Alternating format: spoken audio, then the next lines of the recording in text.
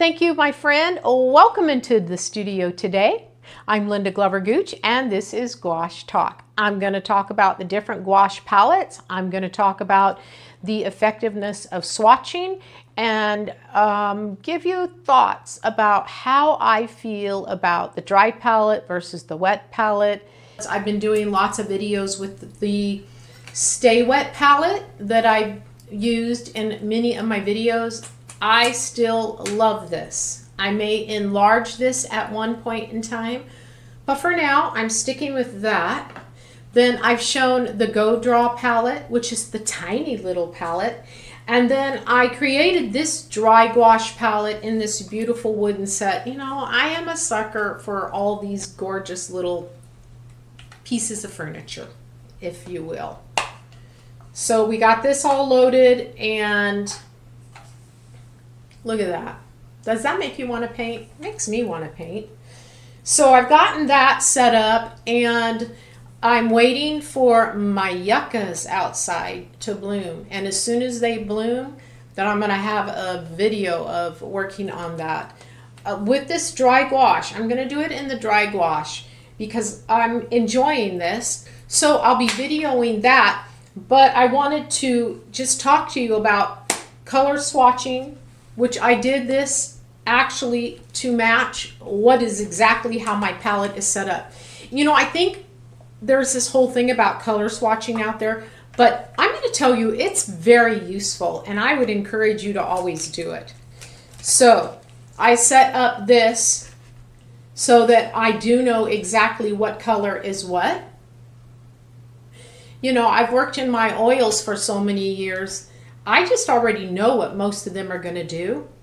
But this is a new medium to me over the last 2 years. So I did do this. But before I did this, I did my whole layout of all of those individual swatches, which I'm going to tell you, I enjoy doing it because you learn a lot about your colors. So my box of individuals, here they all are.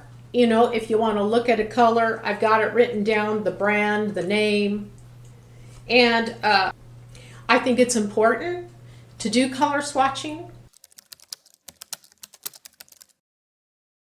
Part of my prepping process is using these 2 by 3 inch cards. I'll explain the importance and how this really helps me out. And then I will do this. So I keep them, these are according to like what is in my box right now, how I laid it out. But super handy. The point of all of this is I think color swatching is a great idea. Let me take you back in time and go on this journey with me as the prep that I went through to really think about this color palette, how to set it up, how to get to know my colors. So let's go through this process together. I was very meticulous when it came to picking out my colors. There are 24 wells in this little palette, and I really wanted to be precise and know exactly what I wanted. So these are my 2 by 3 inch cards that I made color swatching for every color. I do that now for all my paints, but I laid them out, and this is what I love about the little cards, being able just to lay them out and look at them all together. So I had decided I wanted to keep my warm colors on the left, the first 4 in the first 2 rows, and then I went to my violets, and I was going to lay it all out that way, and then into my cool colors with my blues and my greens, and with the very bottom row being the earth tones. So I had decided, like I was explaining with the swatches, I was going with more of my warm tones, my reds, into my violets on this side of the palette, and then my cooler blues, greens, and then the bottom row will be my earth tones, my neutralizers. I still The jury is still out on the alizarin because my Winsor Newton alizarin acts kind of weird. So I don't know if I want to get a Holbein for that. I have a mix of Winsor Newton and Holbein here. So I am filling these for the dry palette. I initially thought I could pop these little plastic trays out and do them, but they don't come out easy enough. So it's not that hard to fill them here. So I'm heading over into the cool blues, and now I've really becoming to love the way the Holbein paint acts. This is the Holbein Primary Cyan. It is a beautiful color. No doubt about it. Could maybe replace my cerulean. We'll see, but yeah, that's what is going next.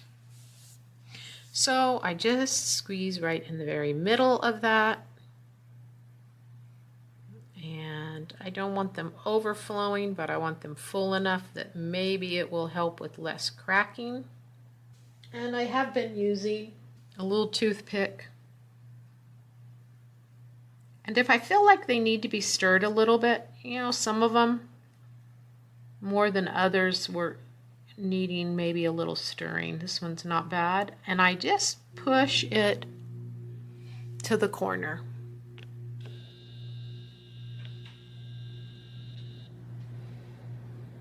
Where it's lacking, sort of like when you're putting cake batter in a pan. Pretty. Now, look at the difference in it wet. This is something I want you to see. In it wet and then painted when it dries. Right there. That's why these swatches are helpful. I will continue on and finish filling up this sweet little box that's going to be my bigger dry palette. So there is the completed palette loaded. It's still drying, and I have specific colors like the alizarin, which, man, it's just never ever dries in my Stay Wet. We'll see how it does. We can see some shrinkage that has gone on. The Venetian red, the other red, the yellows, and my indigo is shrinking back a little bit. So I'll probably fill those some more. But I've not used it yet, so I'm kind of excited to work with this dry gouache palette. I've been working with the smaller one, which had a little bit different mix in it. I showed that on another video in the mini palette. So this is the large one, and I am a lover of the whole Stay Wet palette, which is this one I'm going to be working with tonight as I finish up something. Here is the Stay Wet. As you can see, it is very wet all in there. And I love working with those. So I'm trying to love working with the dry. And I've done just some small studies and things around the house with the little mini palette that I have, which is this one from Go Draw. Had quite a while, could not decide how to use it. So I thought, well, this is a good test with the dry palette. And so I've done stuff around the house, throughout my yard, and I'm liking it. You know, it takes on just a tad bit more of a watercolor look, and so I started using ink with it too, and giving it a little bit different look. So I am excited to take out this palette. Again, I'm still letting it dry a little bit more. Still has some wet in it. I may reactivate these here tonight. You know what I would do is just use a little water stopper, put a little water in it, mix with a toothpick, and add some more. So that's probably what I'll do with my indigo, the Venetian red, my flame red, and that yellow. I believe I'm going to work on those tonight, get everything up to the level so they're all starting at the same time. Why? I don't know. It just sounds good. I like the way it looks. I could leave it as it is and use it, but I'm kind of having fun, and enjoying working, setting all this up, getting ready to use it is going to be fun. That's where we are right now on this. So I just thought I would share that update following all those swatches that I worked days. I think I worked 2 weeks with those swatches trying to decide what I wanted. So I decided warm side, warm here, with a little bit cooler reds, into my pinks and purples, lavender, cooler over here, all my blues, my greens, and then 3 earth tones at the end, yellow ochre, burnt sienna, and raw sienna. Separated those two on purpose because they're very similar in looks here. When you use them, they're different, but they are similar. And I ended up picking up a moss green. I left that one empty, as I was showing earlier.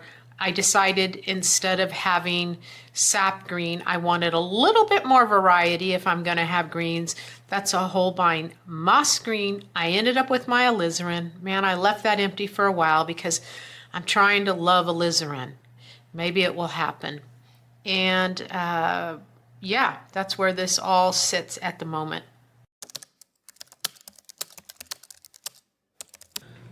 Okay, with that continuation of working on my dry gouache palette, as I had swatched all those and spent several weeks deciding what I would do, now I'm going to make me a small swatch that can travel with me. I have got this ready and it will be going with me for my first outdoor painting adventure with it. Some of these colors still look a little wet. That lemon yellow is still really wet. That's amazing. What I'm going to do is swatch this carefully without making too big of a mess. And so what I'm going to do is I measured this so that it fits about the same size as the palette. I've left a little spot where I'm going to name them. I'm going to fill in that whole square because I think it's kind of nice to really see a large swatch opposed to just one small little line opposed to these nice big squares. So I'm just going to go whiz through this and get all these color swatches in place. My last earth tone is the Winsor Newton Raw Sienna. Similar to the yellow ochre, but when they dry, they are quite different.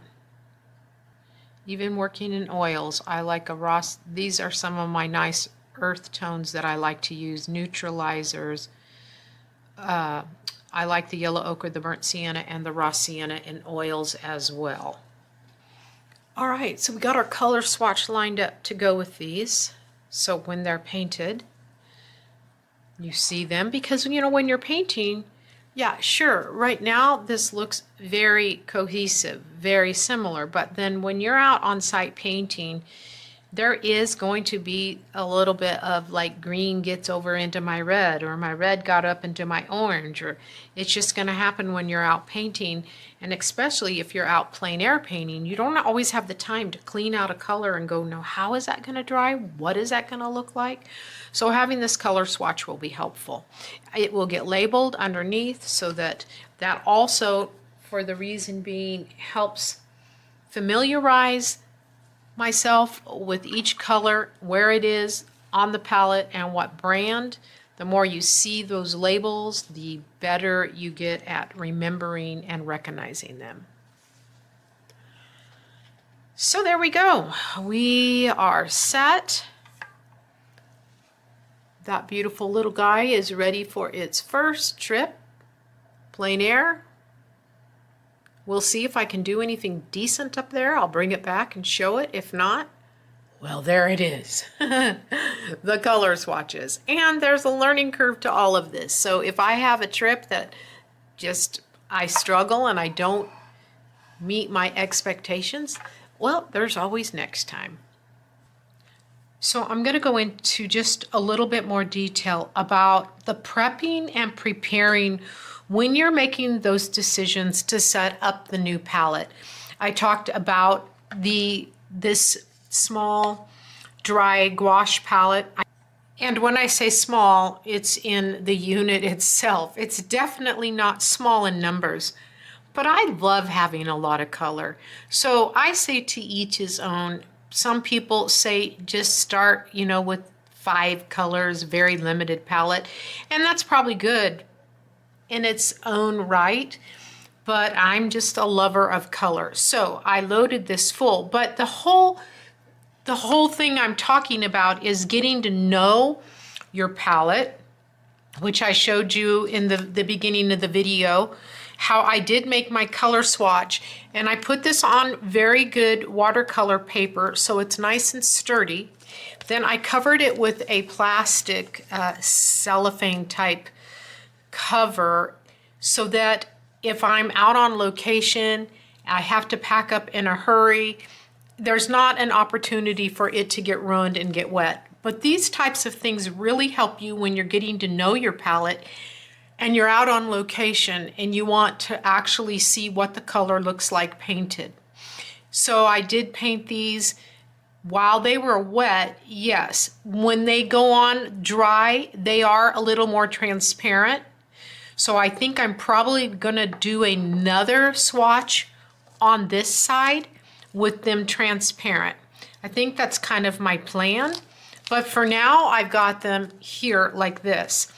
Then what I really did I spent probably a good 2 weeks just deciding what color. And I talked to you about all those small cards. So I have this gouache box.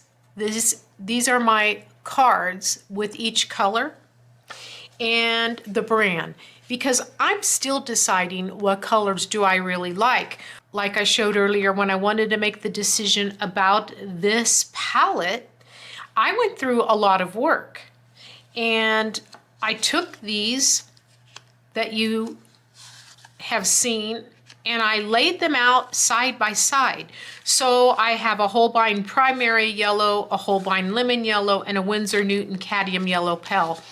So I'm still trying to decide which yellow is really the one that I want. So when I run out, which one will be the one that I rebuy? And then the same, with all the colors. I go through all the color spectrums and I can lay out if I want to change the palette. Let's say I want to change my greens. I'm getting more greens. I love to have tube green and gouache. Yes, I know I can make it with all my blues and my yellows. I love that, but I just love to have it. So it's my choice, and I do. So I have my olive green by Winsor Newton. I have Daniel Smith Sap Green. Then I've got my Viridian by Winsor Newton. I have Holbein Permanent Green Deep. Then I have 2 light greens here that I'm deciding, my Winsor Newton Permanent Green Light or my Holbein Green Light. And there's little differences in them. So I'm working with them in my sketchbooks, and eventually one will be the winner, which will be always the brand that I buy. But that's not to say I might not buy a Rembrandt green like this and try it. I'm not glued to just one brand, but what I really like. And I'm leaning towards Winsor Newton at times. Other times I'm leaning towards Holbein or Daniel Smith. It just varies. I love this Daniel Smith olive green. There's a very good possibility that I'm going to like it better than the sap green. In this palette, actually, though, I went a little different. I do have my Love It to Death Winsor Newton olive green, but I've put in a Holbein moss green, and I've been playing with that a little bit in my wet palette, and I really love it. Now, the wet palette's a whole different ball game. It's a totally different way of painting, same paints, but that's just another whole way of approaching this. So I've got those greens, and then I have the Holbein Permanent Green Deep here, and then the Holbein Permanent Green Light. I had explained how I put my more warm colors here went down into my violets, and my cool colors here into my blues, greens, and then some earth tones. I don't have a burnt umber. I don't have the white here because when I'm painting with gouache, I will squeeze white out on its own and keep it out of the tube. I don't use a burnt umber. I just really like making my darks with my indigo and my Venetian red. Those two right there make a beautiful dark. So I don't see a need to add a burnt umber or a black even. I have black in the tube, but I very seldom use it. Black and yellow make beautiful greens, but I just don't use it all that often. But this is my whole idea in telling you about why I like making these swatch cards like this, because you can really analyze, you can lay them all out instead of looking at the tube or instead of trying to look at a big color chart that you made. These are great, and I have lots of these, but in this, I just wanted all of these to go through. You know, there's just so many blues, and I am still out there trying. That's that moss green that is really a nice green. I'm still out there trying to decide what blue is it, because I'm really loaded with the blues. I love the indigo. Then I've added a cobalt teal. There's a Winsor Newton cerulean, the phthalo blue, and then it goes into your, that's a primary Holbein blue. This is Winsor Newton cobalt. Ultramarine, of course, is always going to be on my palette. That's Holbein, and this is Winsor Newton. So I want to compare which one of those is really the one that I like. And then it goes into, you know, lavenders and moves into the magentas and violets. But look at all those blues, and that's, I mean, that's not even the tip of the iceberg, of course, of what's out on the market. But I'm learning through all of this, what do I really love? And I always know indigo is always going to be on my gouache palette. I love it. But now at this point, I'm trying to decide the turquoise or the cerulean, which one is it? Or into a teal. You know, what's there that I want to keep?